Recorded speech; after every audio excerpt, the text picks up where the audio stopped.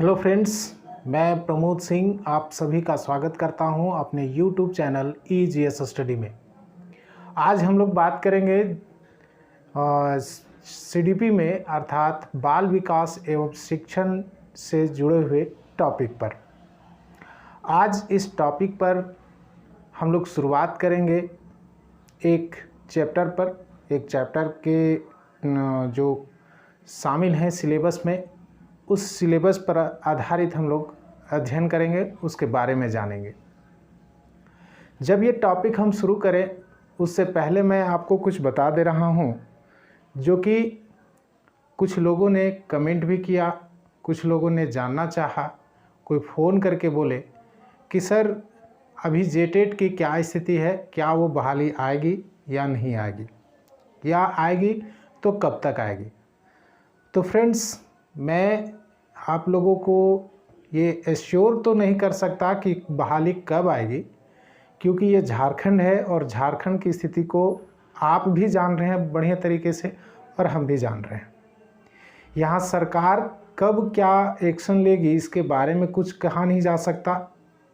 और अभी तक के जो झारखंड में अभी जो सरकार है, हेमंत सरकार, उनका जो एक्शन है बहाली लेने के पीछे, वो अभी तक समझ से परे रहा है। क्योंकि यदि एग्ज़ाम लेना है तो इतनी मीडियाबाजी, इतने बयानबाजी क्यों, और यदि नहीं लेना है तो आप आकर के स्पष्ट बोल सकते हैं कि अभी 6 महीने अभी किसी भी चीज़ का एग्ज़ाम नहीं होगा, आप लोग तैयारी करें, 6 महीने के बाद एग्ज़ाम या जो भी वैकेंसी होगी वो आएगी। तो इससे एक अनिश्चितता का जो माहौल अभी बन रहा है वो दूर हो जाता। रही बात जेटेट के होने की, तो टेट तो होना है, अभी हो या 2 महीने के बाद हो, 6 महीने के बाद हो, तो टेट तो होना है। अब आप पूछेंगे कि सर तो अभी हम क्या करें। तो मेरा सजेशन ये होगा कि आप लोगों में से जो सीटेट फॉर्म भरे हैं वो पूरी तरीके से तैयारी हो करके आप सीटेट पर फोकस कीजिए। जेटेट की अभी संभावना नहीं बन रही है, जो कि अभी तक जो जानकारी मिल रही है उसमें अभी संभावना नहीं है कि जेटेट हो। लेकिन अब सरकार है, कब क्या डिसीजन ले ये तो गारंटी नहीं है।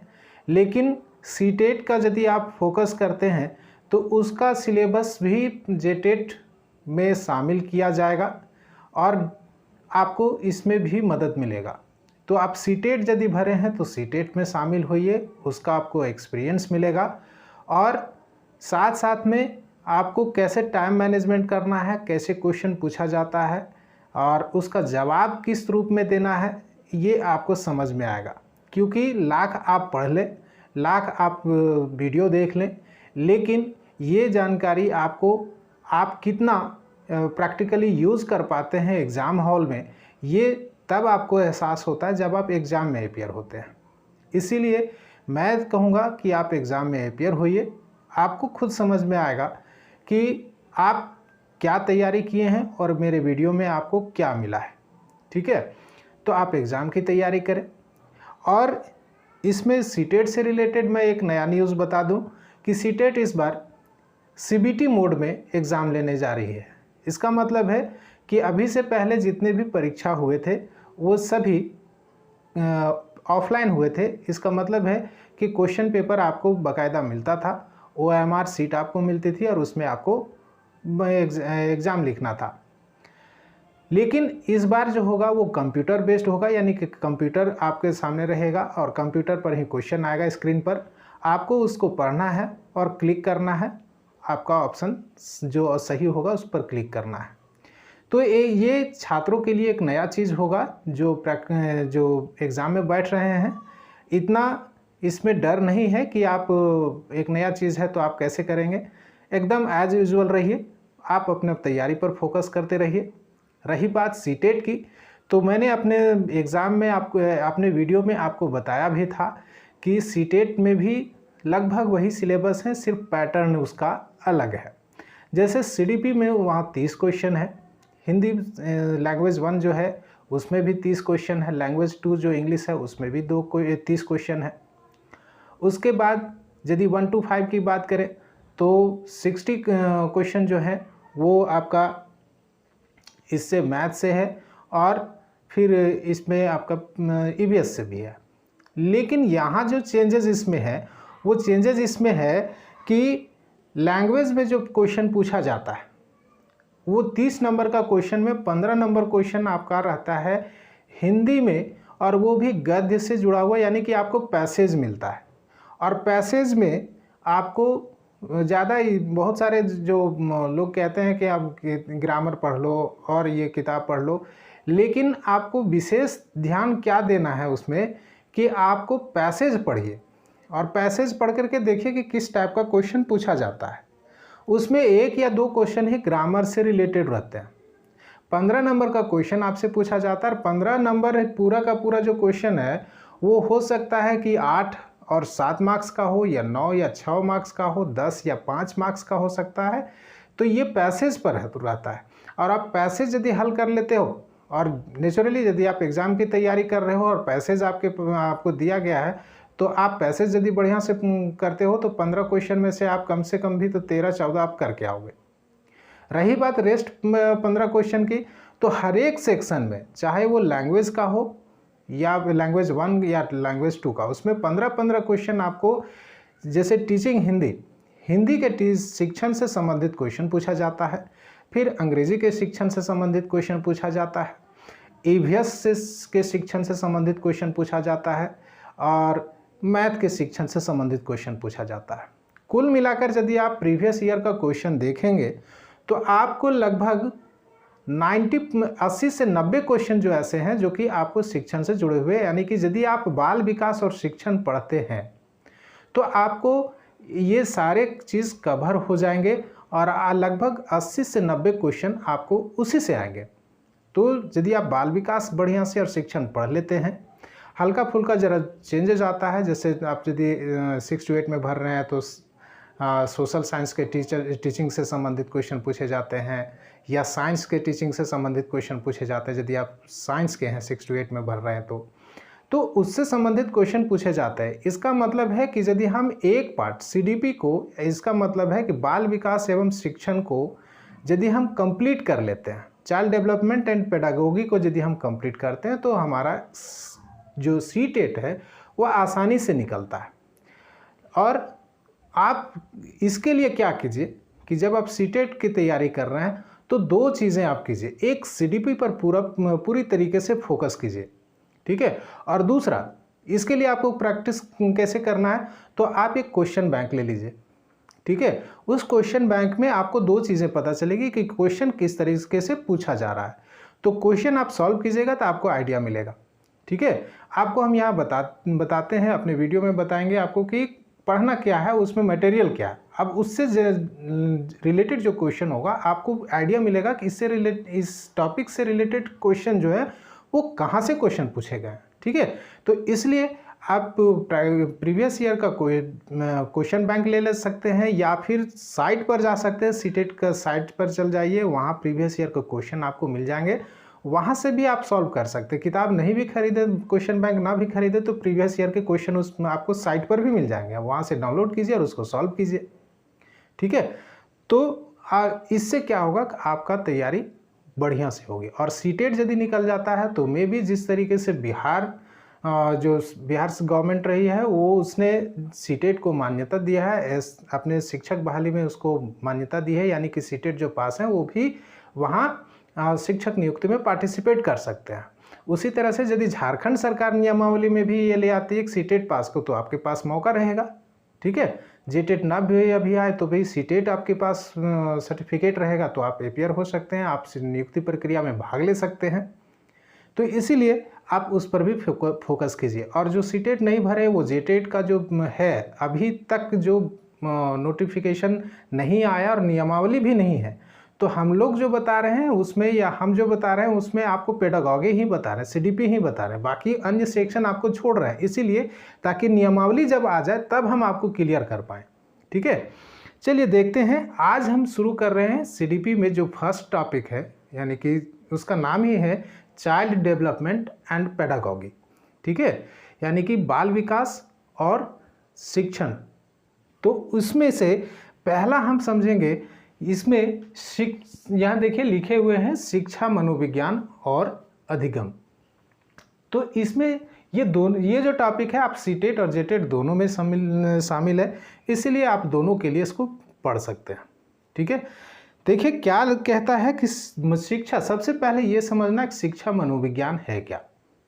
तो आज से यदि आप 200 साल 100 साल पहले यदि चले जाएं तो शिक्षा मनोविज्ञान का या चाइल्ड साइकोलॉजी के बारे में कोई नहीं कर सकता था। पढ़ाई लिखाई जो होती थी वो एक टीचर जाता था अपने तरीके से स्टूडेंट को पढ़ाता था, कोई मतलब नहीं था कि बच्चा कौन सा है, किस नेचर का है, वह क्या सीखना चाहता है, इससे कोई मतलब नहीं था। यानी कि केंद्र बिंदु कौन था, सेंटर पॉइंट कौन था पहले की टीचिंग में, वो टीचर था। लेकिन जब ये कॉन्सेप्ट आया साइकोलॉजी का, चाइल्ड साइकोलॉजी का जब कॉन्सेप्ट आया, तो इसमें सेंट्रल में रहा कौन, तो सेंटर में आपका स्टूडेंट आ गया, और स्टूडेंट के ध्यान में रखते हुए हर एक चीज़ को पॉइंट आउट किया गया कि कैसे आपको उसको सिखाना है, कैसे आप वातावरण कैसे आप उसके लिए तैयार कीजिएगा, कौन सा बच्चा किस रूप में सीखना चाहता है, उसकी मेंटलिटी किस प्रकार से होगी और वो सीखने में कहाँ तक सक्षम होगा, ये सारी चीज़ों को बताता कौन है, तो चाइल्ड साइकोलॉजी। ठीक है, यानी कि जो साइकोलॉजी का एक पार्ट है या मनोविज्ञान का एक पार्ट है, जिसको कि हम कह सकते हैं शिक्षा मनोविज्ञान।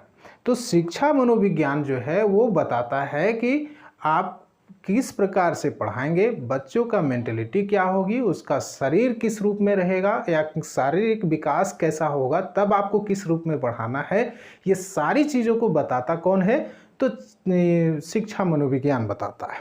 अब शिक्षा मनोविज्ञान में सबसे पहला चीज़ ही समझिए शिक्षा मनोविज्ञान क्या है। तो शिक्षा मनोविज्ञान जो है वो दो शब्दों से मिलकर के बना है, शिक्षा प्लस मनोविज्ञान।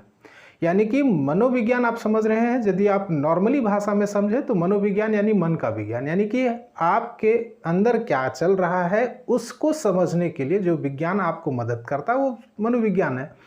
तो शिक्षा के लिए आपको किस प्रकार से मनोविज्ञान को यूज़ करना है, वही शिक्षा विज्ञान है। ठीक है, यानी कि शिक्षा से संबंधित मनोविज्ञान को शिक्षा मनोविज्ञान कहा जाता है।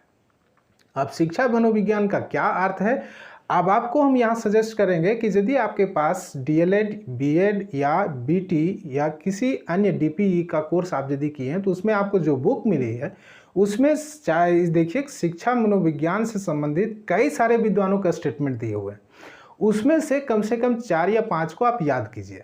ठीक है, जरूरी नहीं एग्जाम में आपसे पूछा नहीं जाएगा, लेकिन आपको एक कॉन्सेप्ट बनेगा कि आखिर शिक्षा मनोविज्ञान क्या है। ठीक है, हम यहाँ जो बता रहे हैं उसके अनुसार से एक विद्वान जो है स्किनर, उनके स्टेटमेंट को हम आपको बता रहे हैं कि उन्होंने क्या कहा था शिक्षा मनोविज्ञान के बारे में। उन्होंने कहा था कि स्किनर ने कहा था कि शिक्षा मनोविज्ञान अपना अर्थ शिक्षा से, जो कि सामाजिक प्रक्रिया है, ठीक है, और मनोविज्ञान से जो व्यवहार संबंधी विज्ञान है ग्रहण करता है। ठीक है, अर्थात यदि हम इसको देखें तो स्किनर महोदय के द्वारा, यानी कि स्किनर जो विद्वान हैं, उन्होंने कहा था कि शिक्षा मनोविज्ञान जो है वह शिक्षा के बारे में यहाँ बता दिए थे। शिक्षा किस प्रकार की प्रक्रिया है, तो शिक्षा एक समाजीकरण की प्रक्रिया है, यानी कि समाज में बच्चा जो है उसको समाजीकरण में, उसको सोशल एक्टिविटीज़ में किस रूप में शामिल करना है, सोसाइटी को किस प्रकार से रिप्रेजेंट करेगा, वो सारी चीज़ों को उसमें डालना ही शिक्षा है। तो शिक्षा क्या है, समाजीकरण है, इसके बारे में सामाजिक प्रक्रिया है। और मनोविज्ञान क्या है, तो ये व्यवहार संबंधित अध्ययन, व्यवहार को अध्ययन करने वाला विज्ञान है। अब शिक्षा मनोविज्ञान के बारे में यदि कहेंगे तो स्किनर ने कहा कि शिक्षा मनोविज्ञान जो है वो शिक्षा जो समाजीकरण की प्रक्रिया है, और मनोविज्ञान जो कि व्यवहार संबंधी अध्ययन करता है, ये दोनों के अर्थ से, दोनों से अपना अर्थ ग्रहण करता है। यानी कि इसका मतलब हम यदि समझे तो शिक्षा मनोविज्ञान क्या है, तो शिक्षा मनोविज्ञान शैक्षिक प्रक्रिया को मनोविज्ञान से, यानी कि व्यवहार संबंधी अध्ययन, यानी शिक्षा के द्वारा व्यवहार में किस प्रकार से परिवर्तन होता है या व्यवहार में जो स्थितियां हैं या व्यवहार उसका किस प्रकार से उसको और शिक्षा किस प्रकार से दिया जाए, ये दोनों चीज़ों को अध्ययन करना ही शिक्षा मनोविज्ञान है।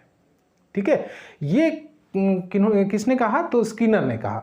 अब इनके स्टेटमेंट से दो चीज़ें आपको पता चल जाएंगी। एक पता चलता है कि शिक्षा आखिर है क्या, तो शिक्षा एक समाजीकरण की प्रक्रिया है। दूसरा मनोविज्ञान क्या है, तो मनोविज्ञान एक व्यवहार संबंधी अध्ययन का विज्ञान है। ठीक है, अब आगे देखते हैं कि शिक्षा मनोविज्ञान जो है, यदि हम बात करें अपने बच्चे या लर्निंग से संबंधित या टीचिंग से संबंधित, तो यहाँ आपको बताया है कि शिक्षा मनोविज्ञान जो है वो बच्चों की मानसिक, शारीरिक और नैतिक तीनों चीज़ों, बच्चों की शारीरिक, मानसिक एवं नैतिक क्षमताओं को निर्धारित करता है। ठीक है, बच्चों की यानी कि छात्रों की, यहाँ बच्चों के कहने का मतलब हम छात्र बोल रहे हैं।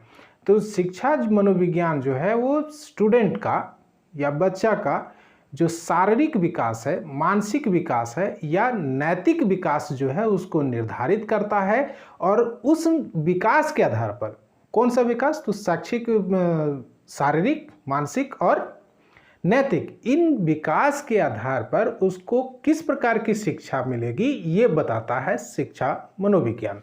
ठीक है, यहाँ आपको वही चीज़ बताएं कि शिक्षा मनोविज्ञान बच्चों की शारीरिक, मानसिक एवं नैतिक क्षमताओं को निर्धारित कर उसके अनुसार शिक्षा की व्यवस्था करने में सहायता करता है।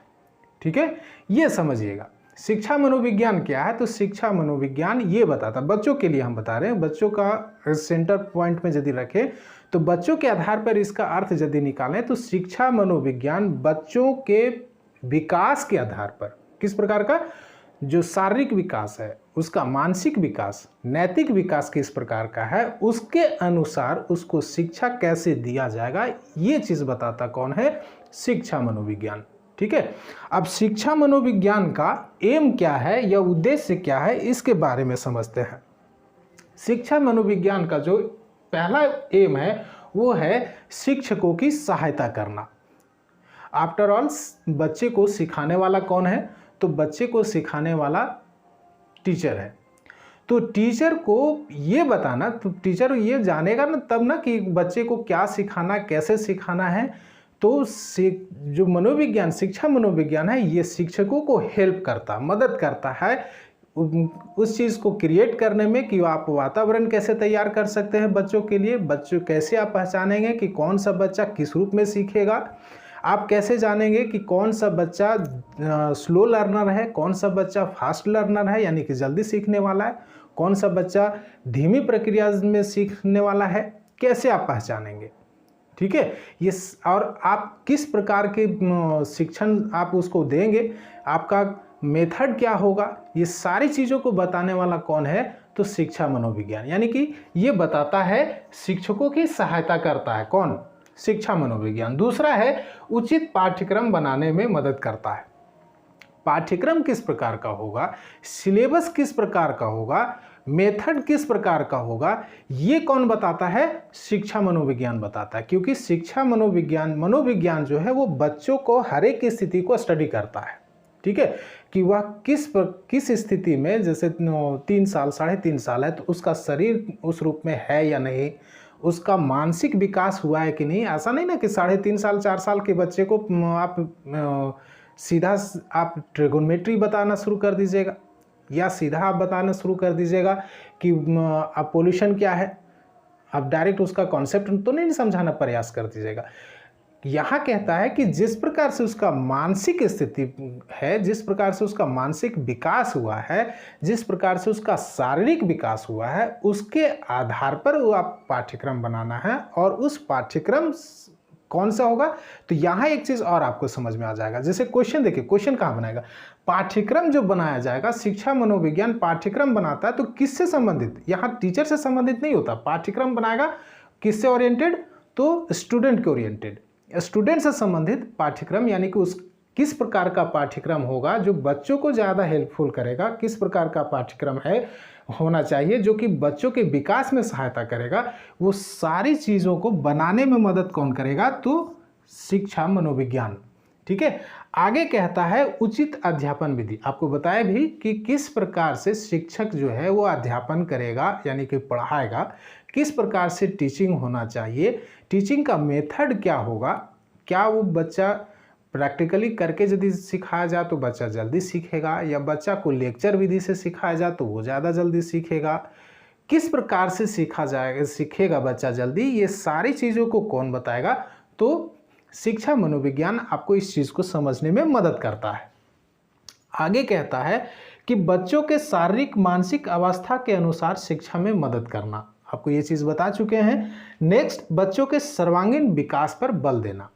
अभी तक इसके पहले ये कॉन्सेप्ट, जब शिक्षा मनोविज्ञान का कॉन्सेप्ट नहीं आया था तो उसके पहले बच्चे को सिर्फ पढ़ाने से मतलब था कि बच्चा को पढ़ाना, आया बच्चा स्कूल विद्यालय में आया, बच्चे को आप पढ़ाइए, अपना सिलेबस जो सरकार तय कर दी है उसको आप बताइए, बस आप टीचर का काम खत्म।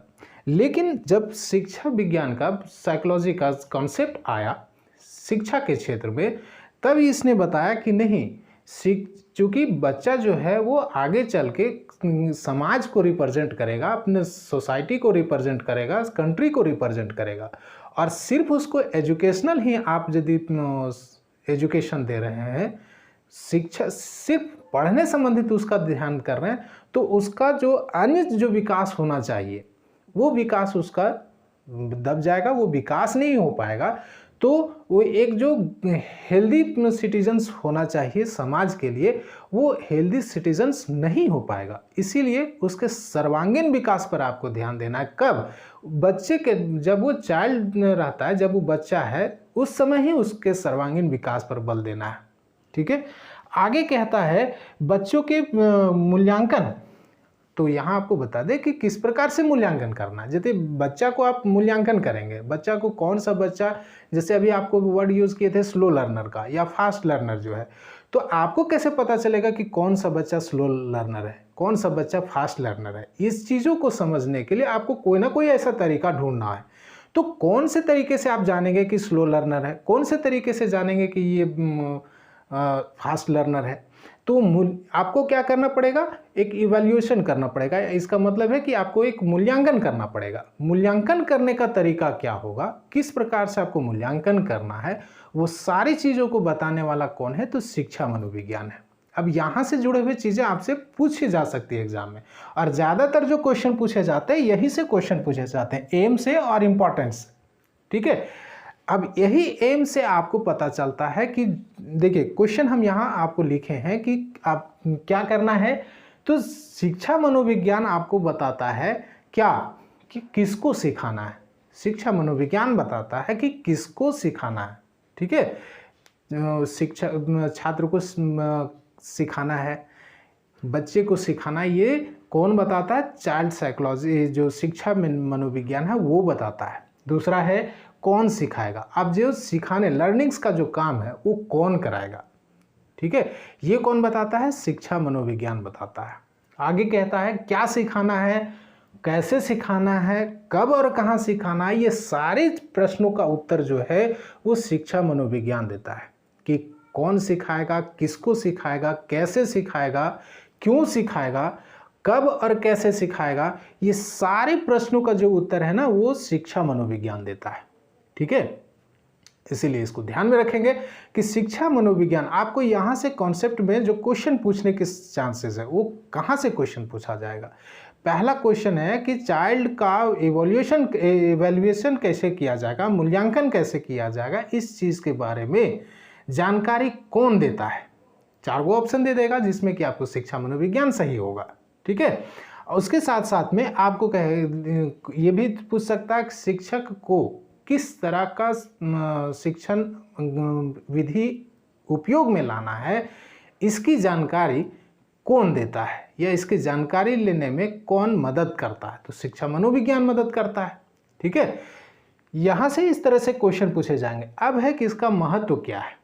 ठीक है। इसका महत्व ये है इसको समझने के लिए कि कक्षा को आप समझने में, कक्षा के शिक्षण स्वरूप को समझने में ये जो है वो मदद करता है। इसका महत्व जो है, कक्षा का शिक्षण स्वरूप, किस प्रकार से शिक्षण स्वरूप होगा कक्षा का, वो समझने में मदद करता है।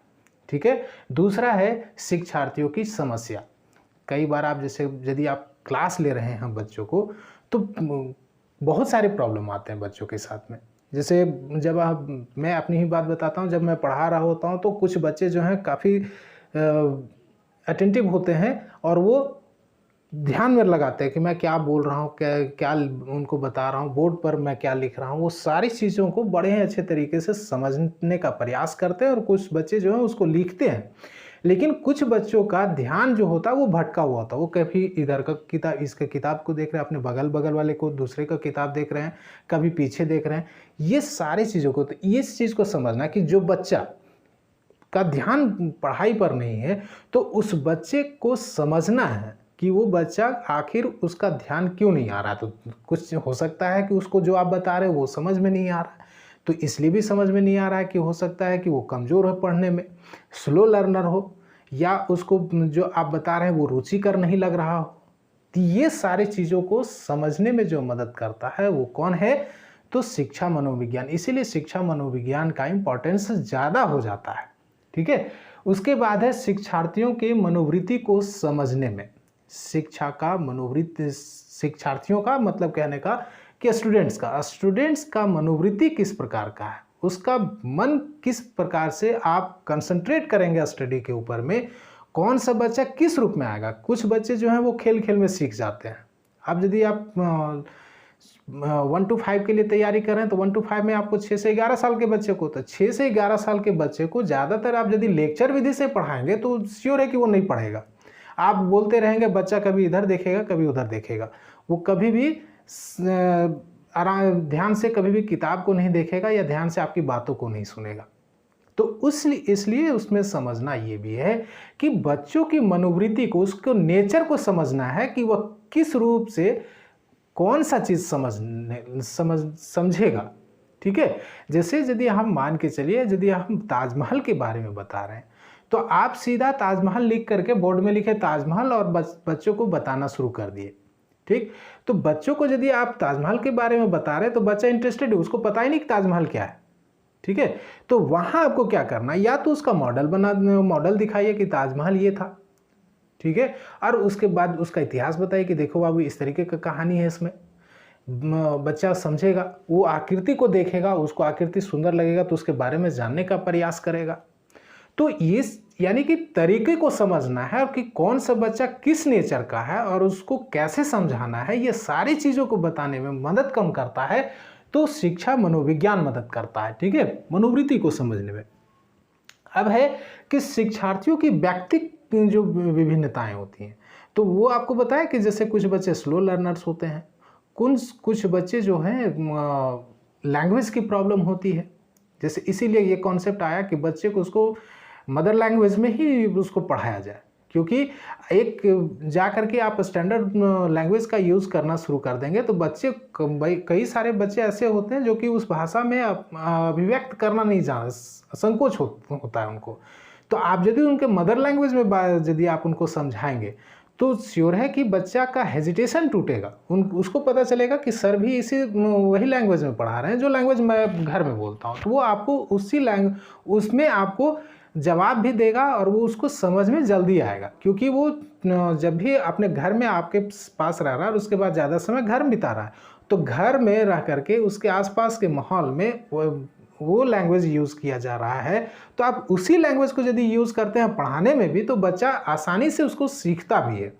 तो ये सारी चीज़ों को बताने का काम कौन करता है, तो चाहे शिक्षा विज्ञान जो है वो, ठीक है। उसके बाद पाठ्यक्रम निर्माण एवं वातावरण निर्माण। पाठ्यक्रम निर्माण में आपको बता चुके हैं, वातावरण निर्माण के बारे में भी आपको बताएं कि किस प्रकार से कभी जो जैसा टॉपिक है अब उसके अनुसार से वैसा नेचर आपको बनाना पड़ेगा। जैसे बच्चे को आप पढ़ा रहे हैं, 1 और 2 को पढ़ा रहे हैं, तो बच्चे के साथ आप फ्रेंडली यदि व्यवहार करते हैं, बच्चे के साथ आपको एक तरह से कह सकते हैं बच्चा बन करके यदि आप पढ़ा रहे हैं तो बच्चा जल्दी सीखता है।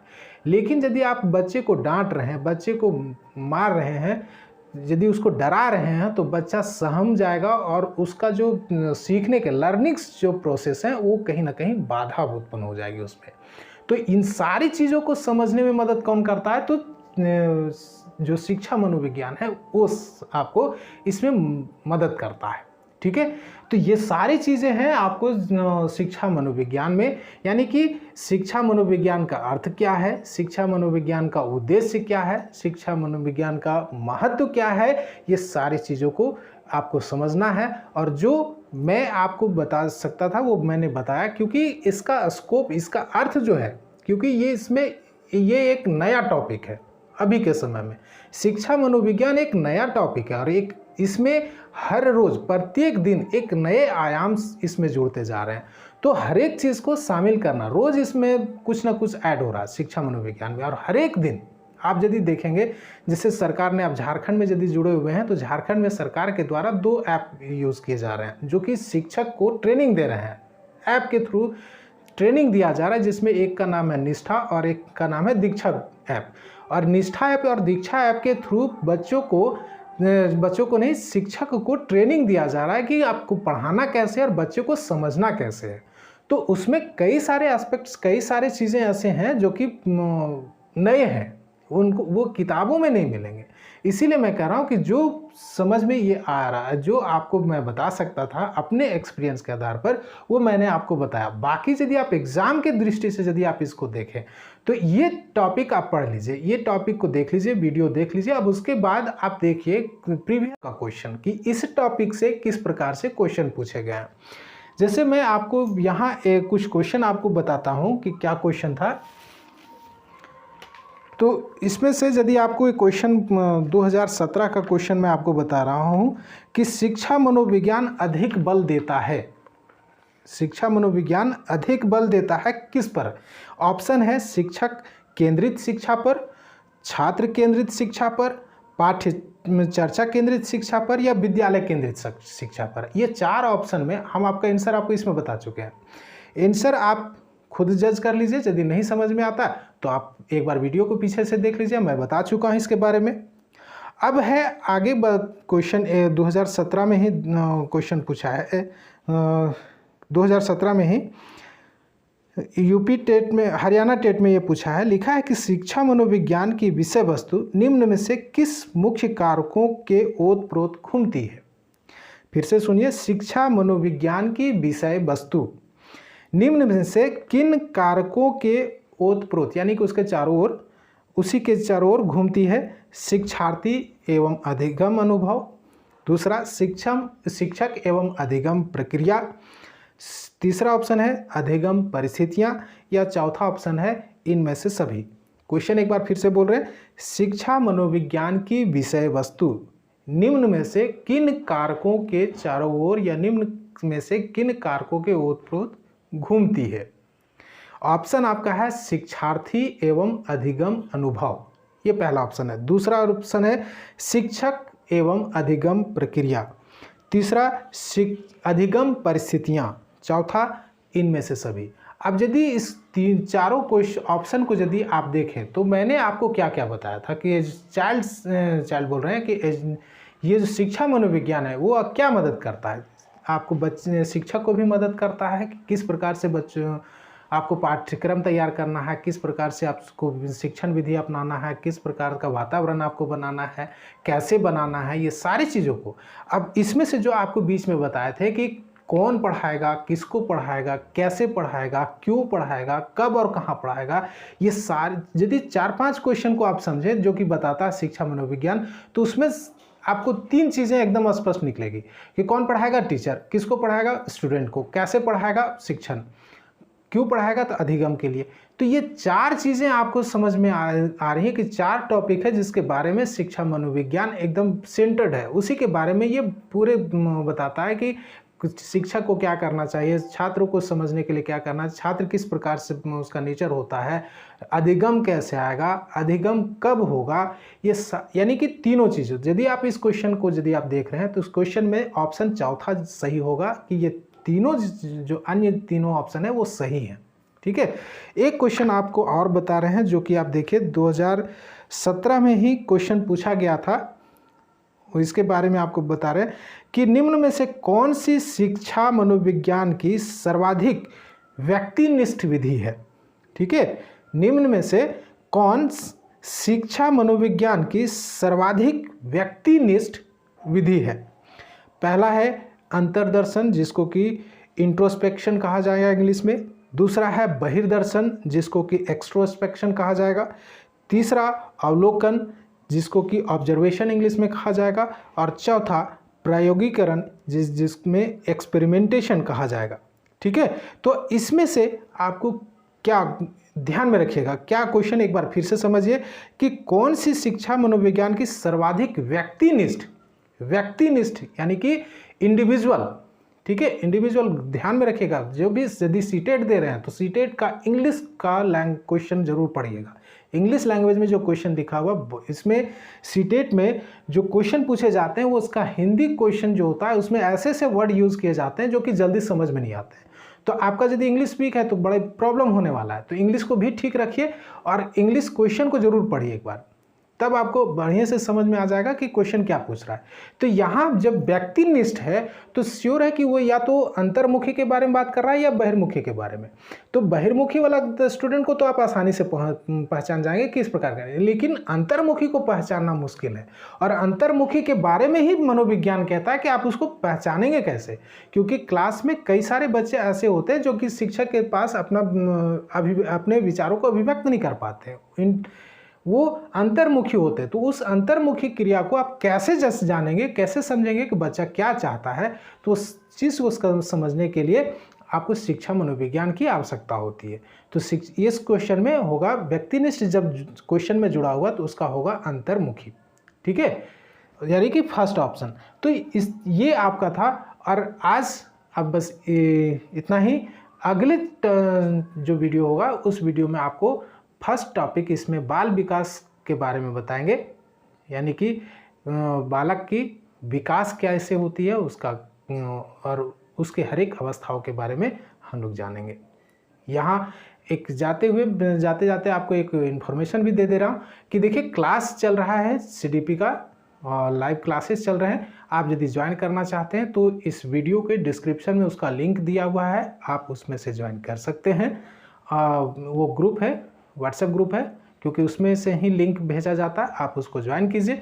और ये पूरी तरीके से फ्री है, इसमें से किसी तरीके का चार्ज नहीं लिया जा रहा है। तो आप उसमें जुड़ सकते हैं यदि आप इच्छुक हैं तो। मिलते हैं अगले वीडियो में। आप सभी को धन्यवाद। Thank you for watching.